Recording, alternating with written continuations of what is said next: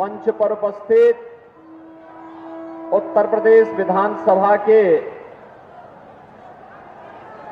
माननीय अध्यक्ष श्री सतीश महाना जी, भारतीय जनता पार्टी के क्षेत्रीय अध्यक्ष श्री प्रकाश पाल जी, महापौर श्रीमती प्रमिला पांडे जी, लोकप्रिय सांसद श्री सत्यदेव पचौड़ी जी, अकबरपुर के लोकप्रिय सांसद और भारतीय जनता पार्टी के प्रत्याशी श्री देवेंद्र सिंह भोले जी,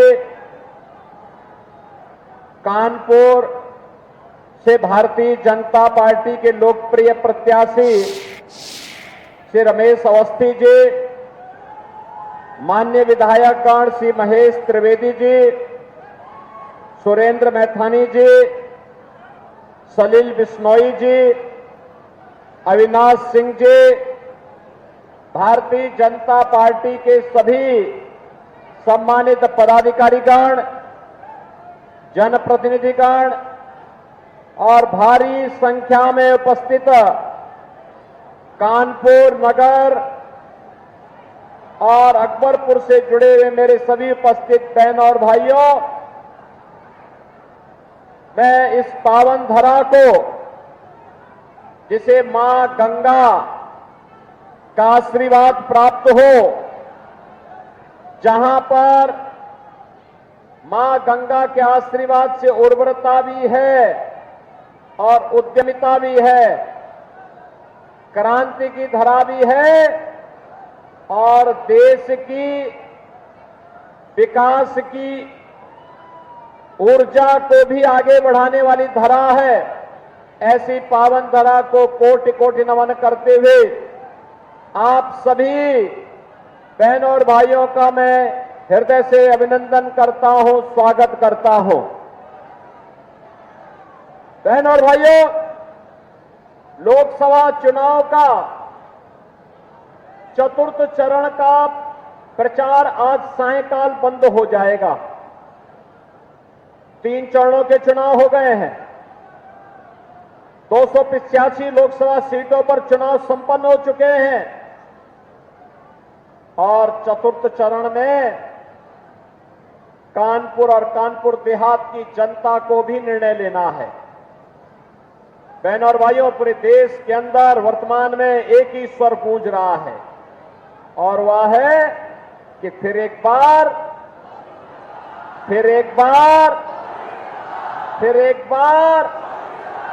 और अब की बार जब फिर एक बार मोदी सरकार की बात जनता की ओर से आ रहा है तो साथ साथ यह भी संकल्प है कि अब की बार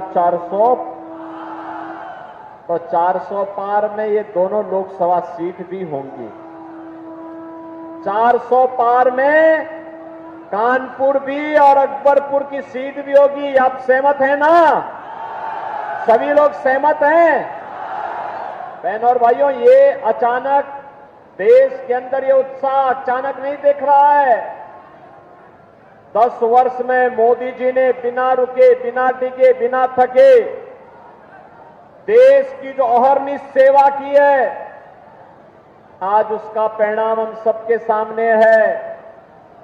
अलग विषय है कि चुनाव आते हैं, चुनाव के दौरान विपक्षी दलों के लोग भी अपनी बात को रखेंगे, लेकिन बहनों और भाइयों, जनता जनार्दन के सामने पहले से तय है कि 2024 के इस लोकसभा चुनाव में हमें राष्ट्रहित में मोदी जी के समर्थन में फिर से खड़ा होना है। बहनों और भाइयों, कोई कंफ्यूजन नहीं, कोई संदेह नहीं, किसी प्रकार का कोई संदेह नहीं बचा है। हर व्यक्ति इस बात को मानता है कि मोदी जी ने देश को दुनिया में सम्मान दिलाया है, मोदी जी ने देश की सीमाओं को सुरक्षित किया है, मोदी जी ने देश के अंदर विकास के कार्यों को एक नई गति दी है, मोदी जी ने गरीब कल्याण के क्षेत्र में हर नागरिक के जीवन में परिवर्तन करने का काम किया है। लेकिन कांग्रेस के नेतृत्व में जो इंडी गठबंधन है, बहन और भाइयों, ये इंडी गठबंधन अपनी नकारात्मक राजनीति के कारण लगातार अपनी विश्वसनीयता को खो रहा है। कांग्रेस हो या सपा, इन दोनों की नकारात्मक राजनीति है। ये लोग भारत के हितों की नहीं, इनको पाकिस्तान के हितों की चिंता होती है। इन्हें भारत के अंदर आतंकवाद और नक्सलवाद की समस्या का समाधान का चिंता नहीं, इनको तो आतंकवादियों पर दायर मुकदमों को वापस लेने की चिंता होती है। इनकी चिंता आपकी आस्था और भारत की विरासत के सम्मान का नहीं, इनकी चिंता तो थी कि जैसे भी हो अयोध्या में राम मंदिर का निर्माण नहीं होना चाहिए, ये कांग्रेस और समाजवादी पार्टी के लोग चाहते थे। बहनों और भाइयों, आज आप देख रहे होंगे किस प्रकार का माहौल पूरे देश के अंदर है। 2014 के पहले देश के अंदर विस्फोट होते थे, आतंकी विस्फोट होते थे, निर्दोष लोग और जवान हमारे शहीद होते थे। 2014 के बाद कहीं आतंकी विस्फोट सुना आपने? हो भी नहीं सकता, क्योंकि आतंकवाद की नाभि पर प्रहार मोदी जी के नेतृत्व में भारतीय जनता पार्टी की सरकार ने किया है। आज आतंकवाद नहीं, नक्सलवाद नहीं, बल्कि अगर कहीं जोर से पटाखा भी फट जाए ना, तो पाकिस्तान सबसे पहले सफाई देता है कि नहीं नहीं, मेरा हाथ नहीं है, क्योंकि पाकिस्तान को मालूम है कि अगर देर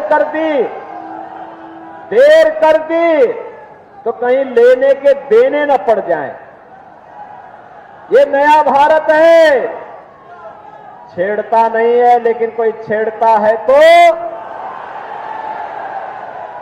इस नए भारत की इस ताकत का एहसास आज दुनिया कर रही है।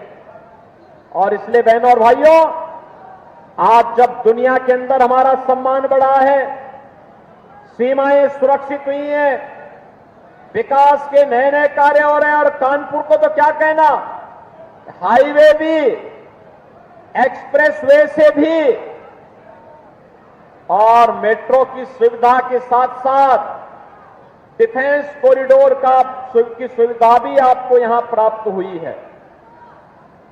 नमामि गंगे के क्षेत्र में जो कार्य किया गया है, उसका लाभ कानपुर को सर्वाधिक प्राप्त हुआ है।